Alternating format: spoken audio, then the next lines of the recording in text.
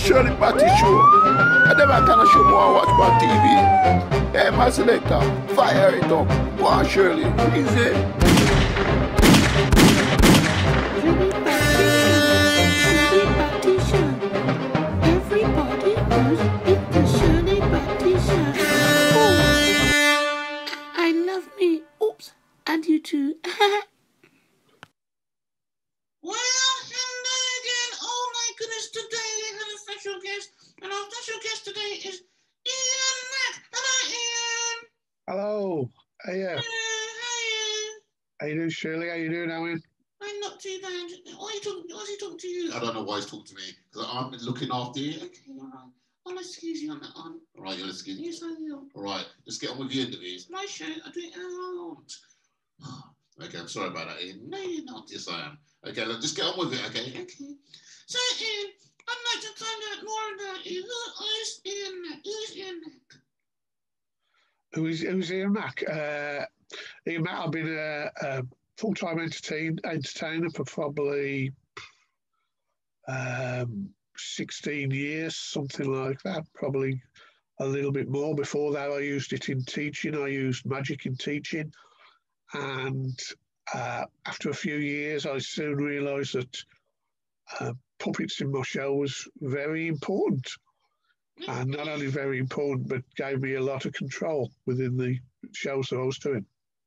So you can control the puppets? Just like you control me. I don't control. You do your own thing. I do, yes. Sorry. Sorry. No, that's fine. That's fine. I thought you was going to say something interesting there. What am I making? Yeah. Yes, I did. One of the problems, well, not a problem, but one of the issues I had with the puppets is a lot of entertainers was using the same puppets. So you was getting comments like, oh, that puppet is so-and-so, or another entertainer's got the same puppet, and you'd have to say, oh, it's from the same kennels or something like that. So I wanted a puppet basically that nobody else had, and I wanted it to do quite a few things. I wanted it to answer the phone. I wanted it to be able to pick things up, be able to handle the phone, take it out and put it back in its pocket. So the character was very important, and the design of the character was very important. So that's when I first started making puppets, because I realised I would have to try and make my own.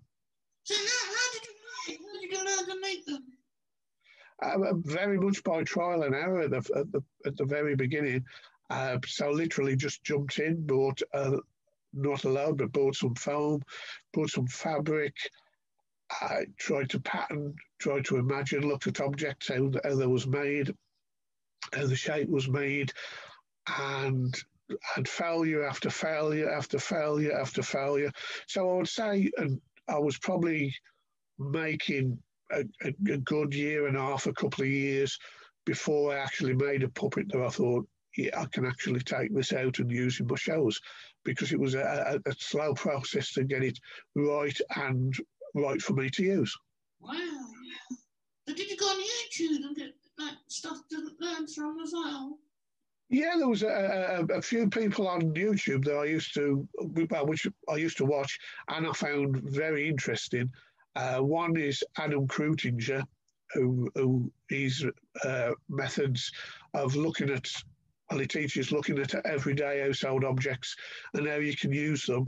I thought his thinking was very interesting, very good, and for me it was the way forward. So at the very roots, I suppose his methods helped me get the foundations down to what I learned. Wow. And what's your very first puppet? Well, my very first puppet, the very first one that I could actually take and use, you mean? That's right. That would be this fella. That would be this fella here. Yeah, he was Turbo. He's probably about fourth or fifth generation from the very first ones that I made, because it was very much trial and error, like I said, as in getting the arms right. It's loaded with magnets, so we can do loads of different things. You can pick things up, it can put things down, it can take things out. It can put things around his body, he can balance things. He's a one-man show, basically, but that took years and years before I was happy to use him, and with his looks as well, and also the feel, which is very important. Okay. When did you find the voice for him? The voice I had before the character, and I had before I built that puppet, and thanks to a guy called Tom Crowell in America that I learned, I'd got the character, I'd got the voice, and his mannerisms, his whole history and everything, but I hadn't got the character. That's why that's why I ended up making character by myself, because I couldn't. It didn't fit. I love the character in my mind, but I couldn't find a puppet to fit. And Turbo fits it perfect. And Turbo, even though he's a turtle, people sometimes think he's a tortoise. So Turbo's a kind of funnish name as well. Yes. And how did he go down in your first show? Did they like him? He received a great reception, yes. For myself, for first show as Venting, here at Creative Puppets, we also make magic for puppets. The reason for that is, basically, I used to bottle it. If ever, and everybody out there probably fully understands what I mean. If your throat's dry or if you're unsure of your ability, so I sometimes in going to the silent routine rather than the venting. But he went down great at first. For myself, a slower learning curve to what he had, and he also performed at Venthaven in America. Got some feedback off Dan Horn and a few other people on the panel there. But that was a great experience as well, and met a lot of people that gave me a lot of tips on performing. One of them was stop. No, I was joking. He's so funny, isn't he? Yes, he's very funny. You're very good, thank you. Made me laugh. So, in your shows, was it just ventriloquist puppets, or was it also magic shows as well? Was it a combination of the two? It was a combination of the two, magic and puppets, and with every puppet that I use magic with it as well. More so the puppets now, higher percentage, because I start with puppets with a puppet and I end with a puppet, only because it has more control. I can get their attention more with a puppet at the very beginning, and for me, I have a stronger finish with a puppet as well at the end. Wow. And how did you come about to manufacture lots and lots of different puppets now? I don't use lots of different puppets. The maximum I use in the show, really, because it is probably free. Sometimes I'll bring the same puppet I brought out at the beginning at the end as well, so it opens the show and kind of does the finale as well. Because I like to have audience members up as well, so there's audience participation, which I think is important to involve the whole room. Okay. And you now sell puppets now? You sell them all now? Yes, yeah, well, that kind of, I didn't make that happen. That kind of happened itself, because a few people says, where did you get the puppet from? And people that knew me didn't realise that I've always liked building things, magic props. Even at a young age, I was building things. So when they asked where I got the puppet from, and I said, I built it myself, I kind of got the look of, yeah, that's right. And when they realised that, I was asked the question, well, could you make this character, or can you adapt my puppet to do this? Which obviously I did. And then other people got in touch with me and says, you did this puppet for this entertainer, can you make me this character? So they sent me pictures and drawings, and I made that character. And before I knew it, I was making quite a few puppets, and my shows, because of ill health, was kind of going down a little bit because of breathing problems. and so it kind of overtook me really, which is a good thing. So yeah, that's how it was. It was word of mouth, and of course, entertainers need a receipt and all the other paperwork with it. So whereas I was just normally putting it through the books, that's where I then, at that point, Creative Puppets was born, and that was the very beginning, really. Where did the name come from? Creative Puppets. Say that again. I'm sorry, Shirley. Where did the name come from? Creative Puppets.